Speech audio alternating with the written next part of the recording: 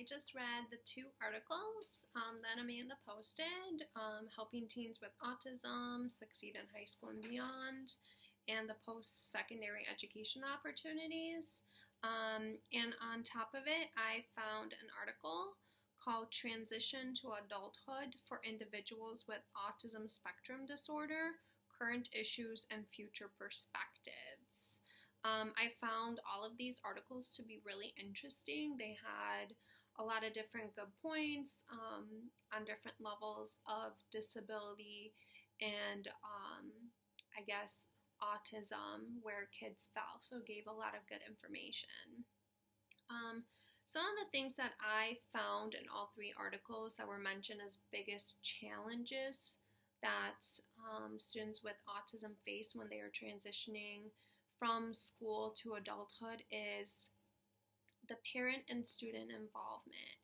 I feel like there are a lot of school districts out there that the educational team is very involved, and they say this is how we're going to do it, and they kind of talk at the parents and the student rather than the student and the parents kind of leading the transition meetings and talking about what they want to see, how they plan on getting there, and receiving the supports from the team.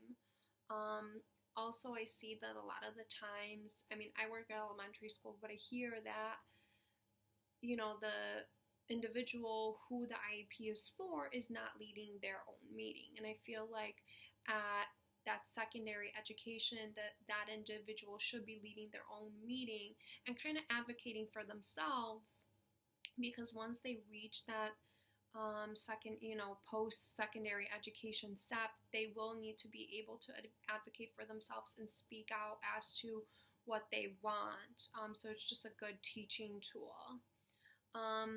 Also, I read in the article that I found that there is a low enrollment rates for individuals with ASD into post-secondary education, and I'm not sure if that's because parents are either nervous or feel like their student is unprepared, or because they don't know what types of services are out there. Also, I've read that there's low employment rates for individuals with ASD after they graduate high school. Once again, I'm not sure if that's because companies do not hire them, maybe they don't have the skills, or maybe they were fired, they can't hold a job.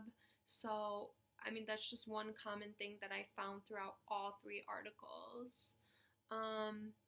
I also found that some other challenges are that individuals with ASD usually live with their parents, and that only about 10% of individuals live completely independently.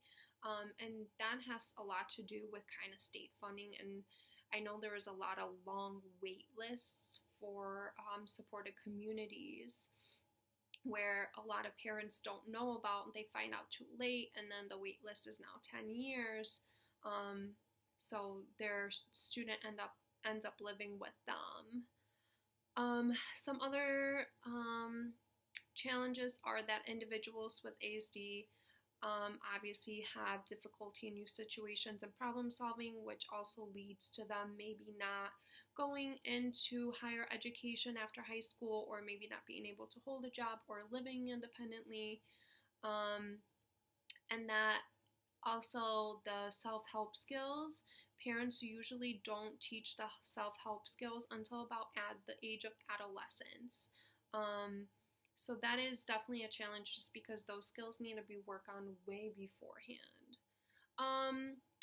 Ways that we can help to promote our students for this transition after high school is kind of appropriately matching our students with jobs by offering them either choices or using assessments to determine the types of tests that they prefer, or evaluation of social and communicational needs, or adding modifications and adaptations into the tasks that they already perform, so that way they can keep practicing them and it's something that becomes familiar and can either transfer over to a job, or even apply modifications and adaptations to their current position.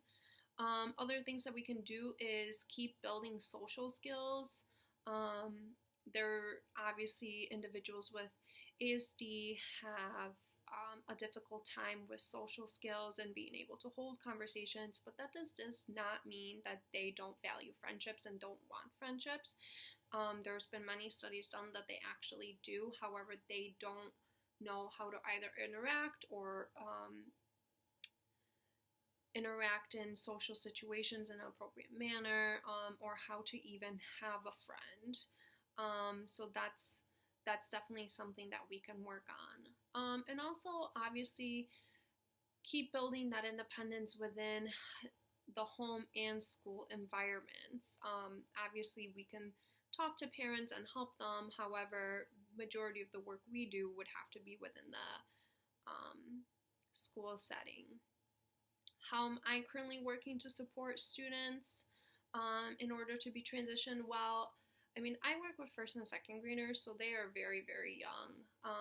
However, I take independent skills very seriously. I do have a set routine and schedule within my classroom.